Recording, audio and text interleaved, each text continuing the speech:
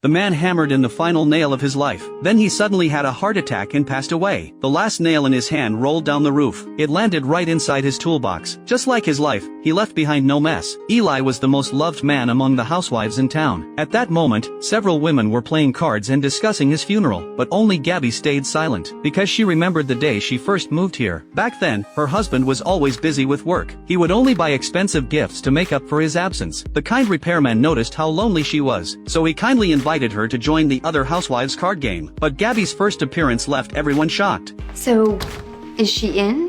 Mrs. Solis will be right down. She likes to make an entrance. What does that mean, an entrance? Hello there. Welcome to my home. Oh, that's what it means. During the game, every word she said showed her sense of superiority. She kept talking about how famous she was as a model. She also complained about how boring everyone living here was. I guess I'm just gonna have to get used to the fact that the best part of my life is behind me. Goodbye doing vodka shots with Kate Moss, and hello to sipping international coffee with you girls. The other housewives could only stay quiet and polite, but they told Eli how they really felt. You made quite an impression at the poker game. Really? Oh yeah, the ladies can't stop talking about you. Oh, well, I'm sure it was kind of exciting for them to have a star in their midst. Now let me think, did they say star? I heard stuck up, obnoxious, bitch. He told Gabby that her attitude was unpleasant. He said she needed to stop looking down on others, and she should try to get along with her neighbors. Why would they want to talk about their lives? Their lives are boring. Oh, you know it's gonna be really boring. You, sitting here alone in this big house without any friends. If I were you, I'd drop the attitude. Learn to like your neighbors. A few days later, Gabby knocked on her neighbor's door, but this time, she was no longer arrogant. She came with a sincere apology. I just wanted to tell you guys, I know I made a horrible first impression. Now you know why models don't usually talk. Because we say a lot of stupid, patronizing things that make people want to avoid us. What I should have said was, my husband's never home. I miss the city. I miss my life. I'm lonely all the time, and I could really use some friends. Back in the present, Gabby wanted to repay Eli. She insisted on paying for all the funeral flowers. It was the only thing she could do for him. As for the food at the funeral gathering, it naturally went to Bree, the best cook. Someone suggested using recipes from Eli's cookbook, so Gabby took the book her friend had given her from the corner of the table. When Bree saw her own face on the cover, she remembered the time when Rex was still alive. To make better food, she wanted to buy a new oven, but Rex blamed her for not understanding how hard it was to earn money. Just sometimes think maybe you would appreciate the value of $1 more if you had to work outside the home. And I think you would appreciate my value more if for once you had to cook your own food and wash your own clothes. The next day, Bree came up with a great idea. She wanted to write her own cookbook, but sadly, Rex laughed at her idea without mercy. You're great, but come on, every bored housewife who pulls off a decent lasagna thinks she can write a cookbook. You think I'm just like every other housewife? No, that's not what I'm saying. It's just that, what do you really know about writing? I'll learn. And I want it to be more than just a cook. Look, this is my fault. You know, I was ribbing you the other day about getting a job and you took it seriously. If you really want a new stove, I'll get you a stove. Seeing Bree's expression change, Rex realized he went too far. He quickly comforted her. He asked her to prepare a perfect dinner instead. Bree's dream of starting a business ended before it even began. She threw the pages she wrote all night into the trash. Then she returned to being the perfect housewife. After Rex died, the sad Bree lost hope in life. At that moment, Eli noticed something was wrong, so he took the manuscript Bree had thrown away from the trash. I kept it for you just in case you might need it someday.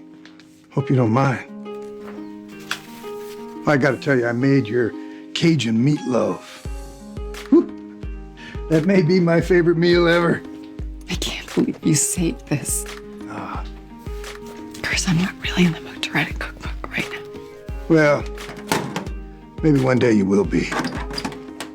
Although Bree had no interest in writing at that time, this lost and found book changed her life. It helped create a successful woman. That night, everyone prepared for the funeral the next day. They stayed busy until very late. Just then, a little girl came to ask her mother for homework help, but Lynette was still busy, so she told her daughter to study by herself. At that moment, Lynette remembered when she first became pregnant with this daughter. She already had 3 sons, but then she found out she was pregnant again. She did not want to lose her current job, so even right before giving birth, she was still dealing with work. Even worse, less than a month after the baby was born, she started looking for a new job again. She became so busy that she forgot her baby was still inside a hot car. It was not until Eli brought her daughter to her that Lynette realized she almost made a terrible mistake.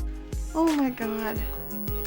Well, I was on the phone. I was talking to my new boss, and She was only in there for a minute. but it's 85 degrees outside. I've never done this before. You got a lot on your mind. 3 kids and a newborn. Sounds like a new job. Yeah, I do. It's a lot to handle. Here you go.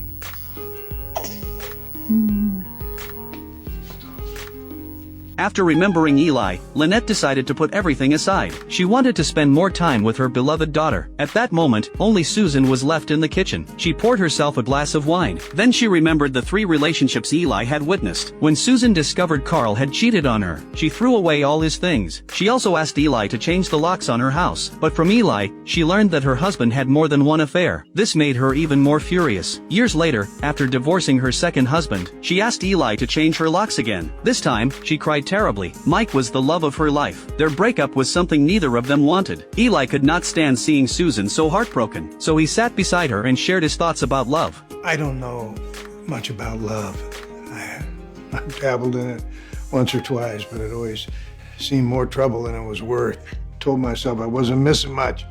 But watching you all these years, how hard you've tried, how hurt you've been, but you still keep getting back up. You dust yourself off and you try again.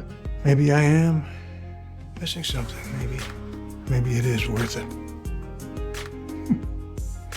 A few days later, Susan broke up with her boyfriend again, but this time, she did not cry or get angry. She calmly asked Eli to change the locks. Then she asked him to fix her roof too. After learning it was Eli's last day of work, she decided to buy a bottle of good wine for him. But when she came back, she found Eli lying on her roof. He had quietly passed away there. Everyone in the town attended Eli's funeral. They came with heavy hearts to say goodbye to this truly kind man.